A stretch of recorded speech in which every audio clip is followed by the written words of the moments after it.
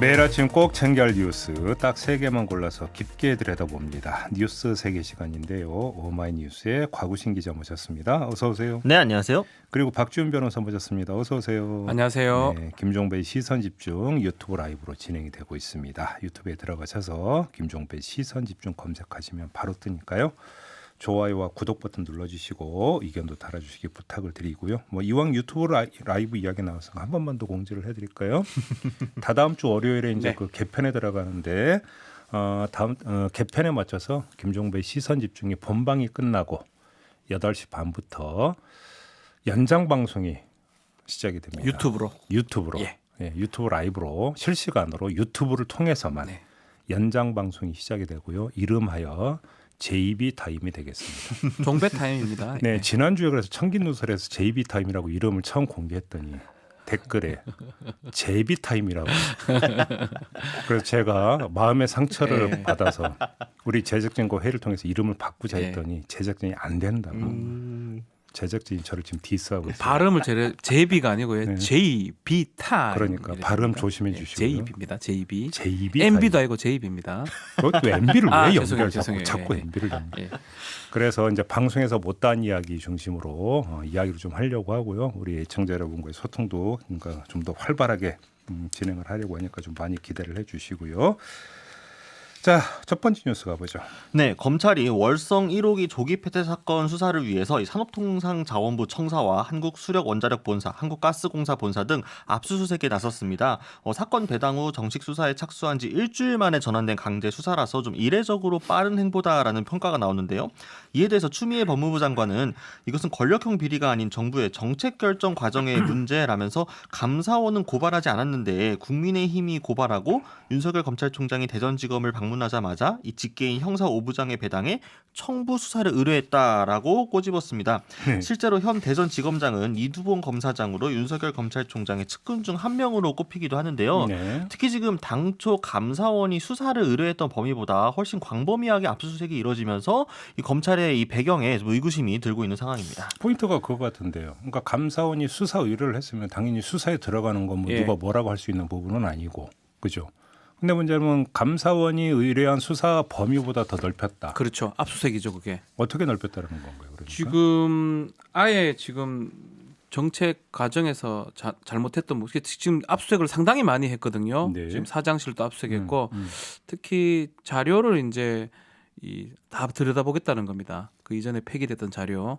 그래서 전체적인 어떤 직권남용죄 같은 것들을 좀 판단하겠다라고 지금 보입니다. 네. 그러니까 이제 감사원에서 원래 이제 그 수사 참고 자료를 만들어서 검찰에 보냈을 때 주요하게 포인트를 잡았던 거는 원순전 폐쇄 관련 자료들이 임의로 삭제 파기되었던 그 부분에 대한 게 핵심이었거든요. 그래서 관련자 4명들에 대해서 좀 이 수사 참고 자료에 이제 덧붙여가지고 검찰에 수사 의뢰를 한 상황이었는데 네. 여기에는 이제 대표적으로 최이봉 한국공사 가스공사 사장 등은 전혀 포함이 되어 있지 않았었거든요. 예. 근데 이번에 대전지검에서 압수수색 대상으로 정했던 게 이제 전 산자부 장관이나 전 특허청장 또 최이봉 한국가스공사 사장이 포함이 됐고 성윤모 현 산업자원부 장관의 사무실 등도 포함이 된 겁니다. 그러니까 이 명단이 감사원에서 의뢰한 것과는 일치하지 않는데 더 넓은데 오히려 국민의힘에서 고발했던 명단과는 비슷하다, 일치한다라는 지적들이 나오면서 이게 좀 정치적인 압수수색이 그러니까 아니었냐. 정리를 이런 거죠. 하면 감사원 감사 결과를 발표를 하면서 산자부 직원들이 444건의 문서를 자료를 삭제했습니다. 삭제를 했다는 사실을 밝혀냈고 그렇죠. 이에 대해서 수사 의뢰를 했는데 네. 어제 이루어진 압수수색 같은 경우는 이거보다 범위가 훨씬 더 넓었고 예를 들어서 최이봉 가스공사 사장 같은 경우는 당시 이제 조기 폐쇄 결정 과정에서 청와대 비서관을 있었던 사람인데 네. 이 사람에 대해서까지 압수수색을 했다. 이거는 뭐냐 감사원 같은 경우는 감사 대상이 아니라고 아예 선을 그었던 경우인데 압수수색을 함으로써 결국은 청와대를 노리고 있는 거 아니냐. 뭐 이런 지금 해석이 나온다는 그렇죠. 거죠. 뭐 원래 압수수색을 하려면 수사를 하려면 이렇게 하는 게 맞아요. 바로 정말 네. 신속하고 긴급하고 미래행성으로 하는 게 맞는데 예. 갑자기 너무 빨리 한 거 뭐 그거는 좋은데 실제로는 이게 지금 청와대를 좀 겨냥해 가지고 직권남용 그 이상을 좀 보려고 지금 하는 게 아니냐 그런 좀 문제 제기가 되고 있고 저기 법무부 장관이 좀 지적했던 것처럼 정책 결정 과정이거든요. 사실은 이 문제는 그 자료 삭제 부분이 왜 삭제됐고 그 삭제되는 과정의 문제는 그거는 확인할 수가 있지만 그 이상의 어떤 비리가 있는지 지금 확인할 수 있는 그 정도는 아닌데 아직 그 단계는 아닌데 좀 빨리 좀 진행되는 걸로 보입니다. 그러면 최이봉 당시 비서관이 문서 삭제하라고 지시를 내렸다라고 그걸 의심을 하고 찾아내고 있는 싶은 것 겁니까? 같아요. 예. 알 수가 없죠. 그러니까 사실 산업부 직원들이 해당 자료를 삭제한 문제는 분명히 굉장히 심각한 문제고 반드시 진실이 밝혀져야 될 사안이겠죠. 그럼요. 검찰이 이 부분에 대해서 수사 나서는 거에 대해서 아무도 뭐라 할 사람이 없을 겁니다. 근데 검찰이 이번 압수수색의 범위를 보게 되면 이 자료 삭제권을 레버리지 삼아가지고 혹시 다른 것까지 한꺼번에 엮으려고 하는 것이 아닌가. 왜 이렇게 넓었는지에 대해서 좀 물론 이제 수사 결과에 따라서 뭐 검찰이 어떤 뭐 그 계산을 했는지는 알 수가 없습니다만 향후에라도 이건 좀 명확한 해명들이 필요하지 않을까. 설명이 이게 좀 필요한 특수수사잖아요. 이것도 특수사의 일환으로 볼 수 있을 것 같아요. 뭐 반부패부에서 하고 있지만 일단은 그림을 우리가 그린다고 표현을 합니다. 어느 정도 누구까지 잡을 것이냐 그림을 그리고 시작하는데 지금 압수수색 범위를 봤을 때는 청와대까지 그려놓고 시작한 걸로 보입니다. 그래요? 뭐 제가 봤을 때는요. 네. 원래 그렇다면 그 네 사람 직원들만 그 사무실이나 그쪽을 압수색을 할 수 있는데 압수색도 필요 없는 게 감찰 결과 보고서 보면 그거대로 수사만 하면 되는 거거든요. 네. 근데 이렇게 빨리 모르게 이렇게 했다라는 거는 그 이상의 어떤 그림을 그리고 좀 시작한 게 아닌가 이렇게 보입니다. 이제 밑그림을 그리면 이제 거기에 채색하는 건 채색. 언론인가요? 그러니까 앞으로 이제 어떤 관련 이야기가 많이 나오는지 한번 좀 봐야 될 것 같습니다. 근데 언론이긴 한데 이제 그게 이제 증거들이 있다면 뭐 그거는 사실 잘 그려가는 거고요. 네. 좀 만약에 뭐 증거가 없거나 이러면 좀 그림이 잘 안 그려질 거고요. 그런 건 우리가 이미 많이 봤던 거고. 네. 다만 이제 윤석열 총장의 그 어떤 대전지검 뭐 전국 순회 행보라든지 뭐 그런 거랑 연결은 뭐 되는지는 잘 알 수가 없습니다. 그렇지만 이 정치권에서는 특히 법무부 장관은 그 부분을 얘기를 하고 있고, 근데 이걸 좀 봐야 될 것 같아요. 이전에 봤던 농단들 있잖아요. 직권남용죄, 네. 예컨대 사법농단, 아니면 박근혜 전 대통령의 그 국정농단 같은 경우는 뭐 돈이 오가거나 네. 아니면 입법, 사법, 행정 3권 분립이 돼 있는 거를 깨는 헌법상 아주 중대한 위배 상황이 이거하고 네. 지금 여기 이 정부의 공약에서 일어났던 조기 폐쇄 부분인데 이거하고 같은 연에 두긴 좀 어렵거든요. 근데 문제는 지금 뭐 그 일부 진단이 나오는 것처럼 검찰이 청와대를 중심으로 한 정책 결정 문제에 대해서까지 사법의 칼날을 들이댄다고 한다면 이거는 상당히 문제가 좀 심각할 수도 제가 있다. 지금 말씀드린 그거거든요.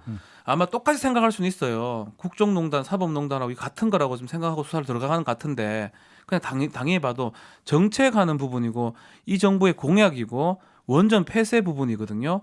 그 중에 이제 일부 직원들이 어떤 비위가 있는 거는 있는 거지만 이게 정부의 아니면 이 정권의 잘못이라는 것처럼 생각하고 있는 게 아닌가 혹시 압수수색 범위를 봤을 때는 그거는 직권남용죄가 요새 계속 다 무죄가 되는 그것도 마찬가지지만 정책 결정을 수사에 넣는다 이 부분은 좀 바람직하지 않아 보입니다. 아니 바람직하지 않다는 이야기도 할 필요도 없는 게 감사원이 감사를 끝내면서 발표한 내용은 그 정책 결정은 감사에서 제외를 했다고 아예 발표를 한 바가 있었는데 그렇죠. 검찰이 왜 나섭니까? 정책 결정 그럼 누가 합니까?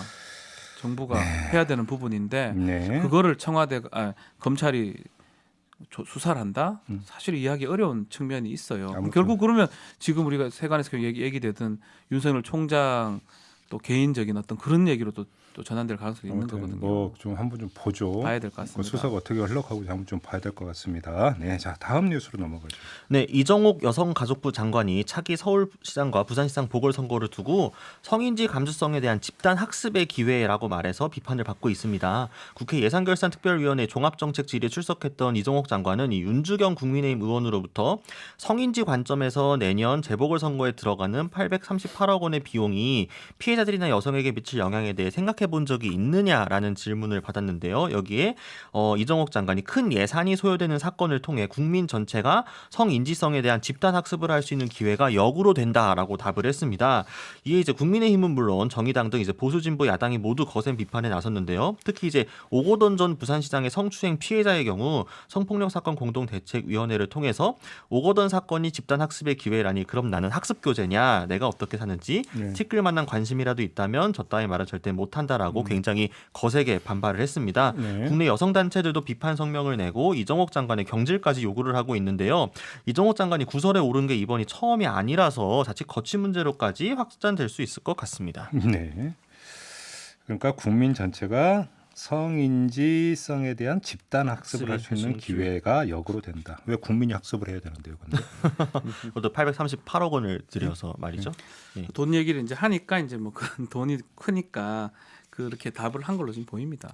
이정옥 장관은 이제 어쨌든 뭐 본인이 그 이 문제가 좀 비판이 일고 나서 나름 해명을 했습니다. 교육이 필요하다는 것에 대해서 좀 그 하다 보니까 좀 이렇게 잘못 이야기가 된 거라고 이야기를 하면서 오해 소지가 있었다. 또 이제 피해자들에게 좀 성거하다라고 이야기를 하긴 했는데요. 네. 어쨌든 그건 뒷수습이고 이 발언 자체에 대해서는 사실 그러니까 그 민주당이 그러니까 민주당 소속의 지방자치단체장들의 성추문 관련해가지고 문제가 발생해서 보궐선거를 치르게 되면 그 비용에 대한 책임도 있지 않겠느냐라는 질문에 대해서 그 비용은 충분히 지불할 만한 비용이다. 그 이유가 우리 국민들 전체가 성인지 감수성에 대해 집단으로 학습을 할 수 있는 기회가 되기 때문이다라고 하는 거는 주무장관으로서 이 젠더 문제에 대해서 굉장히 좀 안일한 발언이 아닌가 싶기도 하고요. 또 어쨌든 이전부터 예를 들면 아동 성교육 도서 회수권이라든가 관련 질문들이 여러 번 나왔을 때마다 이분이 굉장히 좀 소극적으로 이야기를 하면서 굉장히 발언들에 좀 피해 왔었거든요. 그러니까 여성가족부 장관이면은 이 정무적으로 기대되는 측면들이 있잖아요. 마치 고용노동부 장관이면은 노동자들을 좀 대변할 수 있고 기획재정부 장관이면은 경영계 입장을 고려해야 되는 것처럼 여성가족부 장관이면은 여성계 입장에 대해서 또 제 목소리를 내는 걸 또 기대를 받는데 너무 좀 눈치를 보고 있는 것이 아닌가. 그래서 왜 838억 원을 들여서 이 집단학습을 해야 되는지에 대한 해명이 또 좀 필요할 것으로 보입니다. 그러니까 아무튼 윤주경 의원의 질문의 초점은 그러니까 누구에게 책임이 있는 거냐, 분명히 입장을 밝혀라 이런 그 요지잖아요. 근데 왜 가만히 있는 국민 전체가 학습을 해야 된다고 이야기를 하느냐라는 거죠. 여성가족부가 평소에 예산 들여가지고 교육하면 되죠. 성인지 교육, 도서를 회수할 게 아니라 도서를 널리 전파도 하면서요. 아이고, 네, 약간 알겠습니다. 박근혜 정부 때 윤진숙 전 해수부 장관도 떠오르고 저는 아무튼 그랬습니다. 뭐 그 정도까지는 아닌 것 같은데 일단은 뭐 답변을 그냥 사실 답변을 안 하든가 아니면 그 부분에 대해서는 뭐 좀 안타깝다 이렇게 하면 되는데 이 답변을 하려고 하다 보니까 좀 말이 그러니까 사실 들어도 좀 어색한 부분이 있는 거잖아요. 그렇게 답변이 된 것 같습니다. 근데 뭐 이전에 예컨대 수사 중인 사안이니까 답변할 수 없다. 그 부분은 사실 좀 어쩔 수 없다는 부분도 있는 것 같고. 근데 이제껏 얘기했던 거 다 지금 해서 이정욱 장관이 경질돼야 된다. 이까지는 조금 많이 나간 얘기가 아닌가 생각이 좀 듭니다. 저는. 아무튼 근데 이제 그 이런 문제가 나왔을 때 여성가족부가 얼마나 이제 자기 목소리를 냈는가에 네. 대한 문제 제기는 계속 있어 왔죠. 그렇죠. 그런 점에서 뭐 지금 그 이 장관뿐만이 아니라 그 이전 장관 재임 시절부터 여성가족부의 역할이 도대체 뭐냐 이런 이야기가 있었던 건데 이것이 지금 누적되고 누적되다가 좀 터졌다 이렇게도 볼 수 있는 거 아니겠습니까? 그렇죠. 문재인 정부, 그러니까 문재인 대통령 스스로도 페미니스트 대통령을 표방을 했고 젠더 문제에 관심을 갖겠다고 약속을 하고 공약한 장관 아닙니까? 그러니까 대통령 아닙니까? 그러면서 그렇게 중용된 여성가족부 장관이라고 하면은 당연히 여성계에서 기대되는 측면들이 있을 거고 집권 시절에 여러 문제들이 있었는데 그렇게 중요한 분기점들마다 주무장관의 대처가 상당히 좀 아쉽다. 과연 제대로 대변하고 있느냐라는 지적들이 나온 거고 이번 발언이 어떤 촉발 사건이 돼서 좀 터진 것이 아닌가 또 이렇게 좀 보이긴 합니다. 알겠습니다. 자, 마지막 뉴스로 넘어가죠. 네, 잇따른 택배 노동자들의 사망으로 CJ 대한통운이 머리를 숙이면서 재발 방지 대책을 내놓았었죠. 그런데 사실상 떠넘기기 아니었느냐 이런 주장이 나왔습니다. CJ 대한통운이 연간 500억 원 정도의 비용을 들여서 4,000명 규모의 분류 인력을 투입하겠다고 밝혔던 걸 아마 기억을 하실 텐데요. 이 500억 원에 대한 구체적인 내용은 당시에도 밝히지 않았었습니다. 그런데 이 비용의 50%만 본사가 부담을 하고 나머지는 대리점에서 알아서 하라라고 통보를 했다라는 겁니다.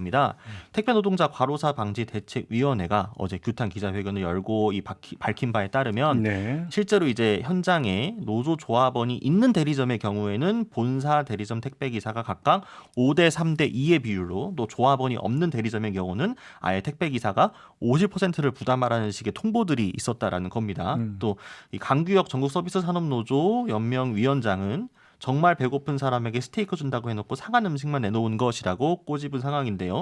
이 현장에서 이렇게 대리점이 택배기사에게 분담을 떠넘길 경우에 대한 구체적인 대책이 나와야 될 것으로 보입니다. 지난 우리 뉴스 세계 시간에 이거 대책 나왔을 때 얘기했거든요. 불개척이라는 게 이게 무슨 말이냐. 이럴 줄 죄송합니다. 이럴 줄 알았어요.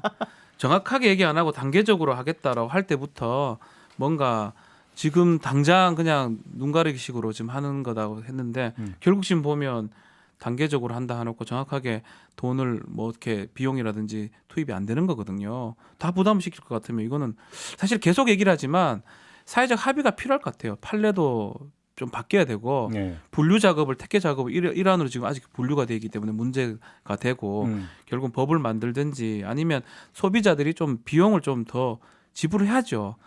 그것도 뭐 CJ에 너무 욕할 건 아닌데 그러면 할 자신 없으면 뭐 얘기를 하지 말든가 왜 이렇게 얘기를 해가지고 괜히 또 다시 CJ 비판을 대한통운 받습니까? 영업이익이 1,000억 원 정도로 추산이 되거든요. 이 코로나 시국에서 택배 업체가 오히려 호황 받았으니까요. 그러면은 순차적으로 나누어서 500억 원 인력 그 관련 비용을 부담하겠다고 했으면은 전 충분히 본사에서도 부담할 수 있는 내용인데 이거를 대리점과 나눠서 지겠다.